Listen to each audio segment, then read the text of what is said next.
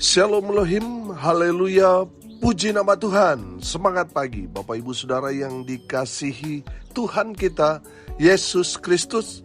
Jumpa lagi bersama saya Pendeta Samuel Mawuntu dalam Renungan Pagi ke 2268 hari. Renungan pagi ini mengudara. Puji Tuhan. Sebelum kita membaca, mendengarkan, dan merenungkan firman Tuhan hari ini, mari kita berdoa. Minta pimpinan Roh Kudus. Kita berdoa. Bapa di surga, berbicaralah kepada kami semua. Pakai firman Tuhan ini untuk menegur kami, menasihati kami, meneguhkan iman percaya kami, dan memberkati kami semua. Di dalam nama Tuhan Yesus yang adalah firman Allah yang hidup, kami berdoa. Amin. Haleluya. Bapak Ibu Saudara yang dikasihi Tuhan, bersama dengan saya kita akan belajar Alkitab dari kitab Kejadian sampai kitab Wahyu. Mari buka Alkitab kita. Ratapan pasal 2 ayat 17 sampai ayat 19. Demikian firman Tuhan. Tuhan telah menjalankan yang dirancangkannya. Ia melaksanakan yang difirmankannya, yang diperintahkannya dahulu kala. Ia merusak tanpa belas kasihan. Ia menjadikan si seteru senang atas kamu. Ia meninggikan tanduk lawan-lawanmu. Berteriaklah kepada Tuhan dengan nyaring. Hai putri Sion, cucurkanlah air mata bagaikan sungai siang dan malam. Janganlah kau berikan dirimu istirahat. Janganlah matamu tenang. Bangunlah, mengeranglah pada malam hari. Pada permulaan giliran jaga malam, curahkanlah isi hatimu bagaikan air di hadapan Tuhan.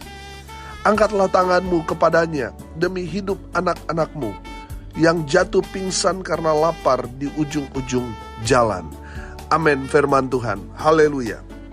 Bapak Ibu Saudara yang dikasihi Tuhan, dari kebenaran firman Tuhan ini kita dapat melihat apa yang dilakukan umat Tuhan ketika mereka harus menghadapi konsekuensi karena dosa yang mereka lakukan kepada Tuhan, yang menyakiti hati Tuhan, yang menyebabkan murka Tuhan menyala atas mereka.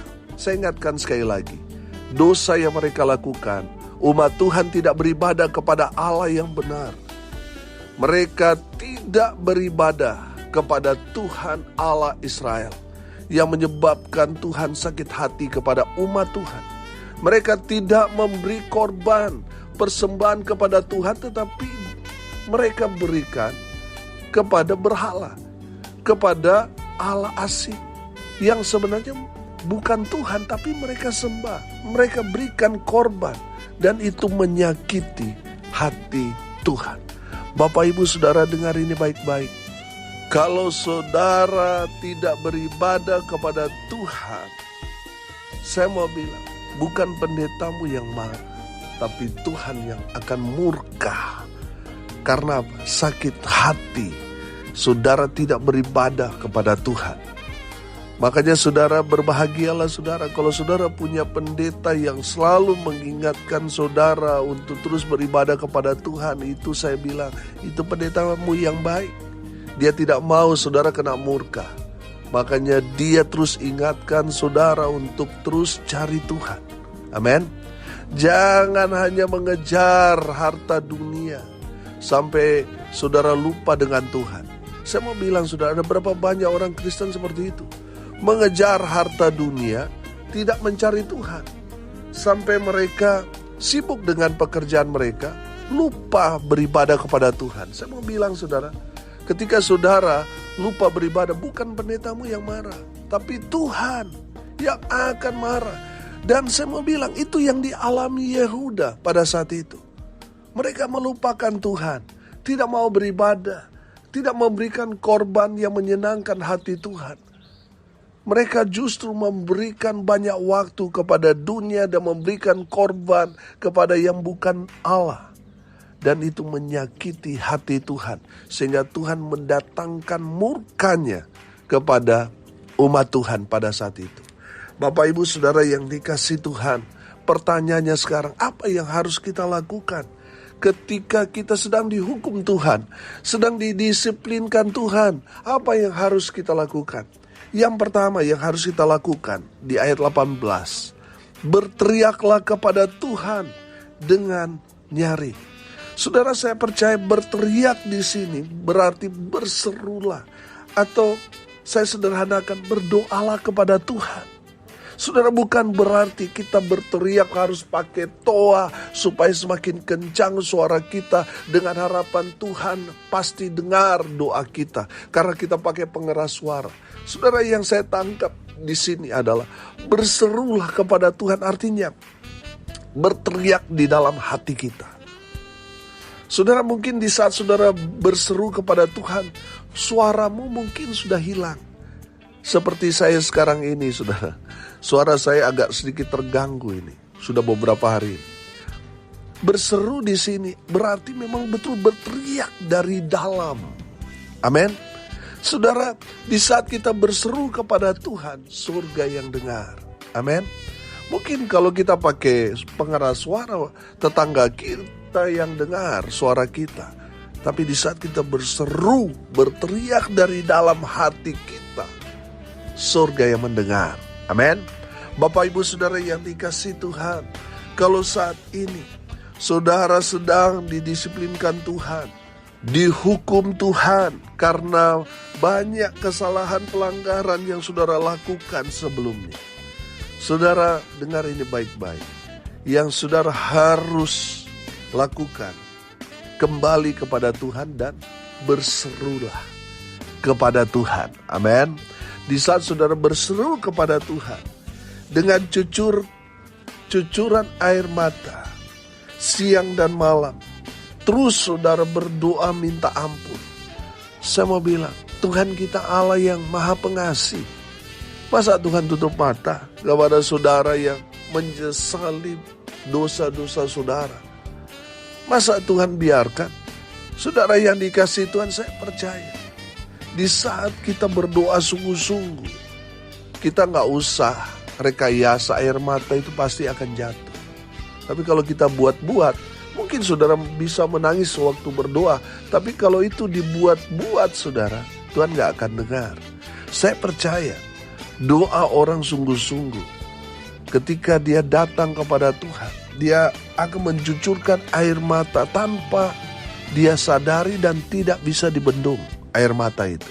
Dan air mata yang keluar ketika dia meratap, ketika dia berseru karena pergumulan, karena adanya penghukuman Tuhan dalam kehidupannya karena dosa-dosanya, Tuhan menampung air matanya di kirbat Tuhan. Amin. Bapak Ibu Saudara yang dikasihi Tuhan, terkadang Tuhan izinkan kita mengalami penghukuman Tuhan. Supaya apa? Supaya kita datang cari Tuhan. Supaya kita berseru sungguh-sungguh kepada Tuhan. Saudara yang dikasihi Tuhan, sebelum kita dihukum Tuhan, kita mungkin tidak pernah berdoa. Atau mungkin kita berdoa tapi hanya sekedar. Tapi ketika kita menjalani hukuman Tuhan, kita kemudian mengambil satu langkah yang tidak pernah kita lakukan sebelumnya, yaitu berseru atau berdoa kepada Tuhan.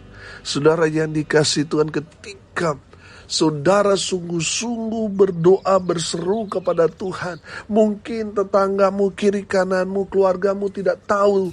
Saudara di dalam hati saudara sudah berteriak, berseru kepada Tuhan. Tapi saya mau kasih tahu, Tuhan yang tahu. Tuhan dengar seruan hatimu. Amin. Jadi saudara yang dikasihi Tuhan, di saat saudara dihukum, didisiplinkan Tuhan, jangan berdiam diri, jangan menyesali dirimu. Ambil langkah untuk berseru kepada Tuhan. Amin. Berdoa, Tuhan dengar doamu. Amin. Sudah perhatikan, ayat 18 ini berkata, janganlah matamu tenang, janganlah kau berikan dirimu istirahat. Artinya berseru terus, berseru terus. Saudara menangis di hadapan Tuhan. Saya percaya saudara, Berteriak di sini juga bukan hanya sekedar berteriak, bukan hanya sekedar berdoa, tetapi menyerukan pertobatan diri. Bahwa kita betul-betul bertobat karena dosa-dosa yang sudah kita lakukan. Saudara yang dikasihi Tuhan, saya percaya orang yang menyesali, bertobat dari dosa-dosanya, dia tidak akan menutup dirinya di hadapan Tuhan. Dia gak malu ketika dia berdoa menangis. Dia gak malu. Saudara yang dikasihi Tuhan, saya percaya berteriaklah kepada Tuhan di sini. Bisa berarti berdoalah sungguh-sungguh kepada Tuhan siang dan malam. Jangan berhenti. Saudara terus berdoa. Amin. Haleluya. Yang kedua, apa yang harus kita lakukan? Ketika kita sedang didisiplinkan Tuhan atau dihukum Tuhan karena dosa pelanggaran yang kita lakukan. Yang kedua saudara, ayat 19 perhatikan. Bangunlah, mengeranglah pada malam hari, pada permulaan giliran jaga malam. Curahkanlah isi hatimu bagaikan air di hadapan Tuhan. Perhatikan, angkatlah tanganmu kepadanya. Haleluya. Saudara yang dikasihi Tuhan, yang harus kita lakukan ketika kita sedang dihukum Tuhan, angkatlah tanganmu kepada Tuhan sebagai tanda penyerahan diri. Amin. Saudara yang dikasihi Tuhan, itu angkat tangan itu kan di saat kita berserah kepada Tuhan. Kita mengangkat tangan kepada Tuhan, Tuhan yang turun tangan. Amin. Mungkin selama ini kita mengerjakan, melakukan segala sesuatu dengan kekuatan kita, dengan pengandalan diri kita, sehingga kita tidak melihat kuasa Allah bekerja dalam hidup kita.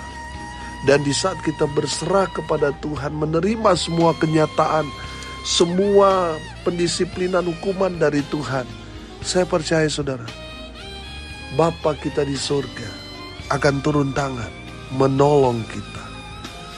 Orang yang mengandalkan Tuhan pasti dia selalu berserah kepada Tuhan. Amin. Saudara yang dikasihi Tuhan, angkat tanganmu kepada Tuhan sebagai bentuk penyerahan diri kita kepada Tuhan. Maka saudara akan melihat pertolongan Tuhan yang ya dan amin akan saudara dan saya alami dalam hidup kita. Haleluya, haleluya, haleluya. Saudara yang dikasihi Tuhan, saya teringat dengan firman Tuhan dalam Keluaran pasal 17 ayat 8 sampai ayat 16, di mana di sana terjadi peperangan melawan orang-orang Amalek yang begitu kuat. Nah, di Rafidim, Musa berkata kepada Yosua, pilihlah orang-orang yang terlatih, keluarlah berperang melawan orang Amalek. Besok Musa akan berdiri di puncak bukit itu dengan memegang tongkat Allah di tangannya. Yosua melakukan seperti yang dikatakan Musa kepadanya dan berperang melawan orang Amalek. Tetapi Musa, Harun dan Hur naik ke puncak bukit. Terjadi ketika Musa mengangkat tangan, lebih kuatlah Israel. Tapi karena dia juga manusia, terbatas kekuatannya, ada di saatnya dia letih sehingga tangannya turun, maka lebih kuatlah Amalek. Melihat itu, Harun dan Hur mereka mengangkat tangan Musa supaya apa? Israel semakin kuat dan berakhir dengan kemenangan atas melawan musuh mereka Amalek. Haleluya. Bapak Ibu Saudara, menarik. Ketika Musa mengangkat tangan, lebih kuatlah Israel. Amin. Di saat dia turun tangan, lebih kuatlah Amalek. Nah, saudara yang dikasihi Tuhan, saya percaya orang yang mengangkat tangannya di hadapan Tuhan akan menerima kemenangan demi kemenangan dari Tuhan. Amin. Saudara, berserahlah kepada Tuhan. Angkat tanganmu sebagai tanda penyerahan diri kepada Tuhan. Maka saudara akan melihat di saat saudara angkat tangan, Tuhan turun tangan menolong saudara, memberikan saudara kekuatan Amin. Sehingga saudara keluar menjadi pemenang. Haleluya. Yang ketiga saudara, saya tangkap di sini di ayat 19, demi hidup anak-anakmu yang jatuh pingsan karena lapar di ujung-ujung jalan. Saudara, yang harus kita lakukan ketika kita sedang dihukum Tuhan, berpuasalah. Amin. Saudara lihat, di saat kita berpuasa, kita akan penuh dengan kuasa. Haleluya. Bapak ibu saudara yang dikasih Tuhan, saya kasih contoh. Saudara punya anak. Saudara lihat kok dia gak makan. Kenapa ini? Ada apa dia? Besok lagi saudara, sudah 2 hari dia gak makan. Ternyata dia sedang meminta sesuatu. Dan anak ini tahu ketika dia tidak makan beberapa waktu, pasti orang tuanya itu akan iba kasihan dengan dia, dan berakhir apa yang dia dapatkan pasti dituruti, pasti diberikan. Sehingga anak ini dia betul-betul tahan lapar. Dia sampai lemas karena sudah sehari atau 2 hari dia gak makan. Saudara sebagai orang tua, saya mau tanya, apa yang saudara lakukan? Pasti saudara akan terpukul. Saudara melihat anak saudara sudah sehari 2 hari gak makan, semakin lemas, pasti saudara akan timbul rasa iba. Hati saudara pasti akan tergerak. Yang paling penting adalah bagaimana supaya anak saya hidup, sehat, dia tidak kenapa-kenapa. Dan kita pasti akan mengikuti, menuruti apa yang menjadi maunya dia, supaya dia sehat, umur panjang, supaya dia hidup bahagia, betul? Nah, saudara yang dikasih Tuhan, terlebih lagi dengan Bapa kita di surga. Ketika kita berpuasa, kita meminta sesuatu lalu kita puasa, itu akan menarik hati Tuhan. Saudara dan saya statusnya anak-anak Tuhan. Jadi di saat saudara berpuasa, perhatian Tuhan itu akan tertuju kepada saudara dan saya yang berpuasa. Dan saya percaya saudara, orang yang senang berpuasa penuh dengan kuasa. Amin. Haleluya. Bapak ibu saudara yang dikasih Tuhan, kalau saat ini saudara merasa diri, ini karena saya melakukan dosa ini dan itu di masa lalu, dan sekarang Tuhan disiplinkan saya, hukum saya. Dan saudara harus lakukan sekarang ini, berpuasalah. Di saat saudara berpuasa, perhatian Tuhan akan tertuju kepada saudara. Dan saya percaya saudara, apa yang saudara mau, apa yang saudara rindukan, inginkan, Tuhan pasti berikan buat saudara dan saya. Haleluya. Hari ini kita belajar saudara, apa yang harus kita lakukan ketika kita sedang didisiplinkan atau dihukum Tuhan. Yang pertama yang harus kita lakukan, berteriaklah kepada Tuhan. Berserulah, berdoalah sungguh-sungguh kepada Tuhan. Serukan pertobatan. Yang kedua, angkat tanganmu sebagai tanda saudara berserah diri penuh kepada Tuhan. Yang ketiga, berpuasalah. Maka apa yang saudara sedang gumuli, saudara akan mendapatkan pertolongan dari Tuhan. Amin. Mari kita berdoa. Terima kasih Bapa di surga, sudah berbicara kepada kami semua melalui kebenaran firman-Mu. Berkati semua pendengar dimanapun mereka berada. Tuhan memberkati hidup mereka. Tuhan memberkati rumah tangga mereka. Usaha, pekerjaan, pelayanan dibuat beruntung, berhasil dalam segala hal. Mereka yang sakit, Tuhan Yesus lawat, jamah oleh bilur-bilur darah Yesus. Mereka yang sakit disembuhkan.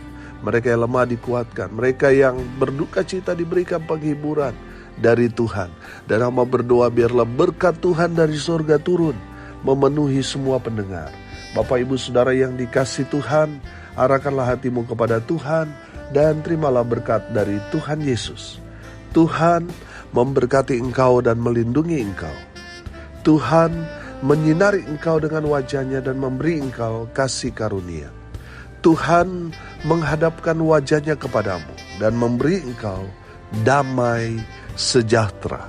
Di dalam nama Tuhan Yesus yang adalah sumber segala berkat. Bapak Ibu Saudara yang percaya, diberkati Tuhan, katakan amin. Puji Tuhan.